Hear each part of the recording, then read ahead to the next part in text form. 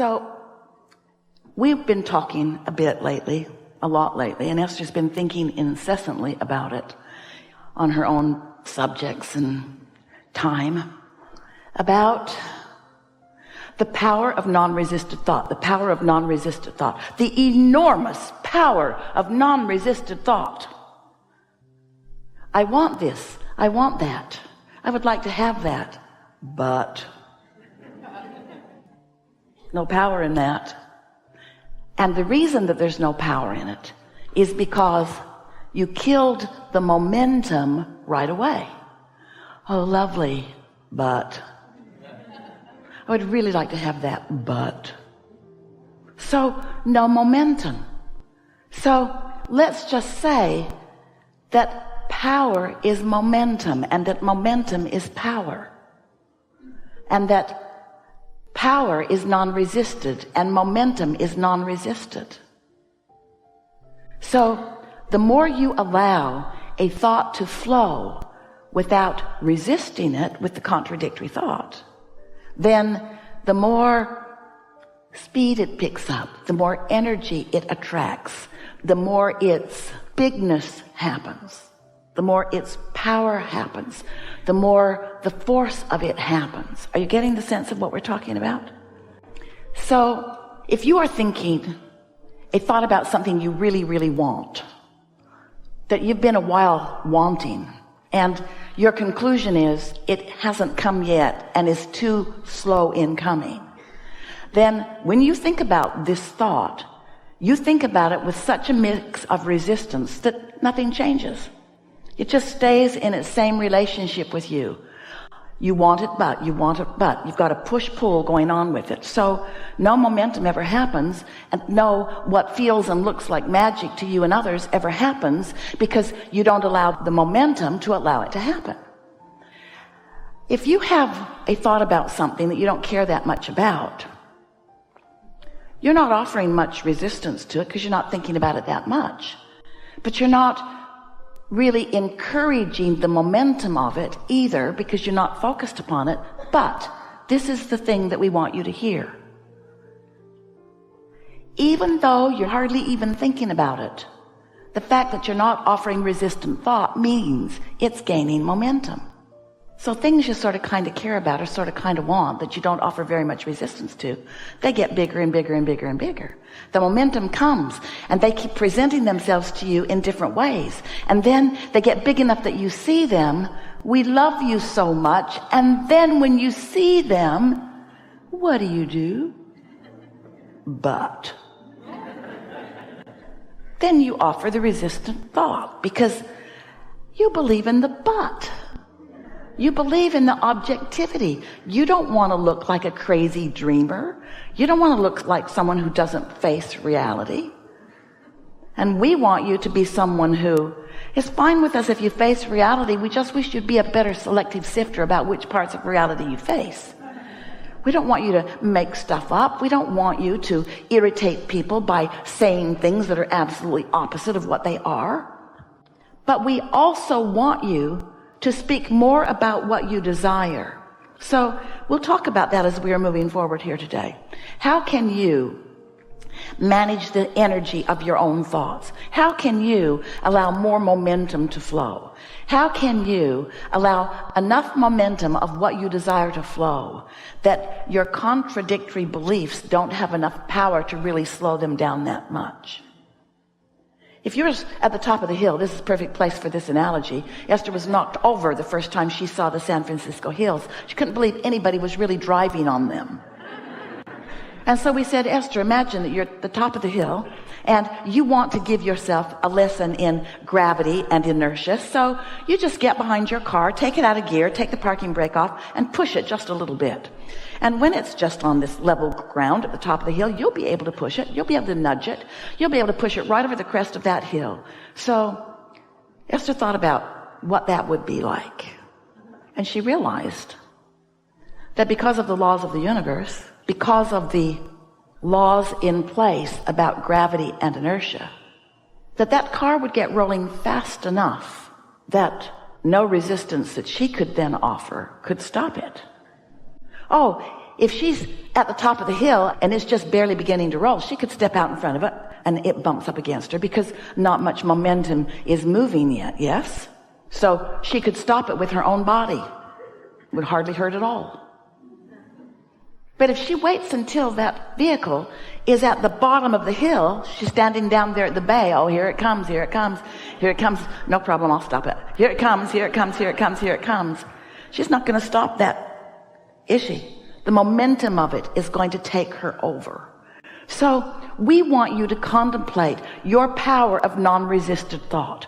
We want you to stand at the top of the hill and let your thoughts roll in ways that are non-resistant. Now, you do that about a lot of things. You do that about the things you already believe.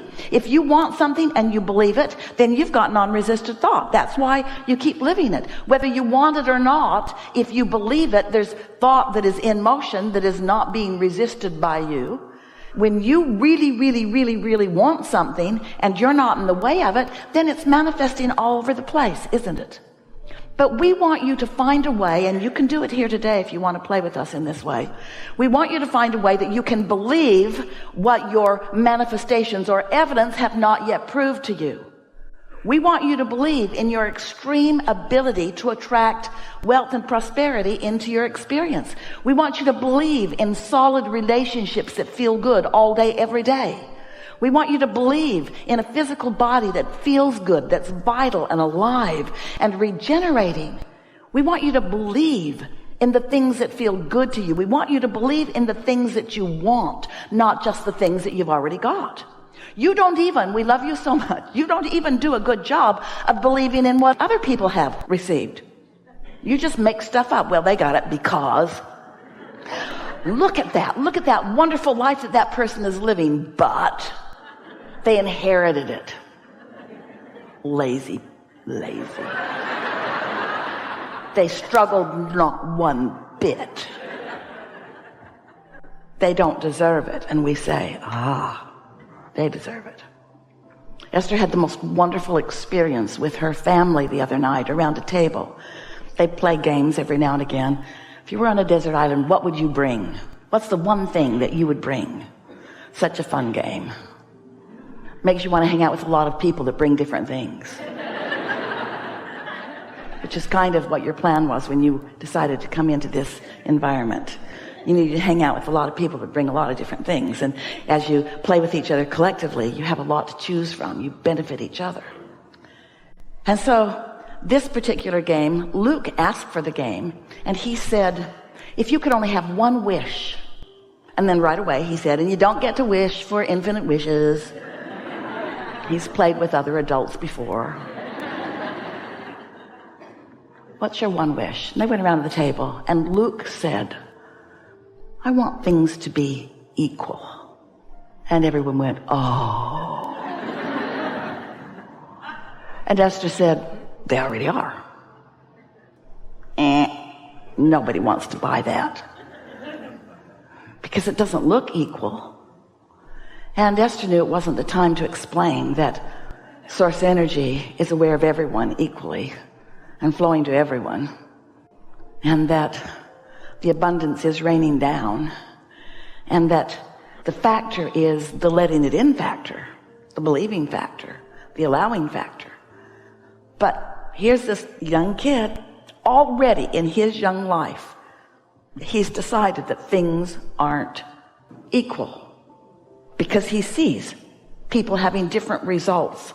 And so his assumption is it's in the offering factor. If things aren't equal, then there must be something wrong with whoever is dishing out the stuff. They must be mixed up. They are unfairly offering the abundance to the universe. They're offering it over there and not over there, and they're offering it over there and not over there. Because some people are sick, and some people are well, and some people are happy, and some people are sad, and some people are prosperous, and some people aren't. In other words, there's all kinds of injustice that this very young person is witnessing as he looks around the world, and his logical conclusion is, it's not equal. It's not equal because the manifestations are so varied. It is not equal. And Esther wanted to have 100 hours that she could just sit and softly explain the equality of the law of attraction the fairness of it, the offering of it to everyone. And Esther knows that it doesn't seem equal if you're in an environment where people are optimistic, and so you just pick that habit up, as compared to somebody who's in an environment where people are very pessimistic and you pick that up. Esther gets it, that different people are having different exposure to life. But she wants so much for everyone to understand that there is this power of the universe that is available to everyone. And it's a power that as you pay attention to how you feel, you can feel your in this moment allowance and utilization of it, or you can feel your pinching offiness of it. You can feel it. And so all day, every day, Esther and those like her, you guys, are having exposure to life that's letting you know.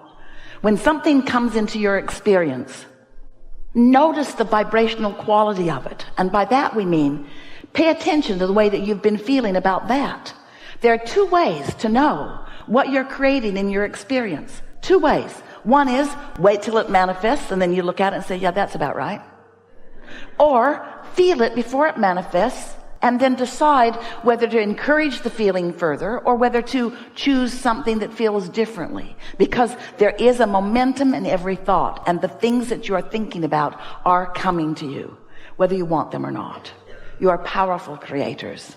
You just have an abundance and a non-physical energy and a well-being stream and source energy who has been here and been here and been here, who is being here and being here and being here, who is on your side, who is promoting the things that you care about. But this law of attraction is an across the board, very even deal, where you get what you think about whether you want it or not. But you don't get what you think about whether you want it or not without knowing the direction of it. In other words, you can tell by the way you feel, because your inner being is source energy and thinking about the things that you are thinking about, and has a very clear perspective. When you say you want something, your inner being thinks, yes, yes, absolutely yes. And when you think, I want that, and then you are thinking, but... Now, there's a difference between your yes thought from your inner being's point of view and your but thought from your point of view. And that's what equals the contradiction in energy, which is the reason that you feel the way you feel. So if you would just make a decision that you care about how you feel. Esther had an experience lately where she made a decision about something. Let someone in her life up close pretty good. Felt weird right from the beginning. And instead of following her guidance, she overrode her guidance by wanting to give that person the benefit of the doubt. Because that's what good humans do. And then it got bigger and bigger and bigger and bigger and bigger and bigger and bigger and bigger and bigger and bigger and bigger and bigger. And then she said, I knew it then, I knew it then, I knew it then, I knew it then, I knew it then, I knew it then, I knew it then. I really know it now. I really, really, really know it now. I really, really, really know it now. And we don't want any of you to beat up on that. We just want you to start paying attention to what you knew and how it turned out, how you felt and how it turned out. We want you to start guiding yourself in the direction of what you want, not controlling others, controlling your own vibration and therefore controlling your own impulses. You are under the influence of source energy or something else in every moment of every day.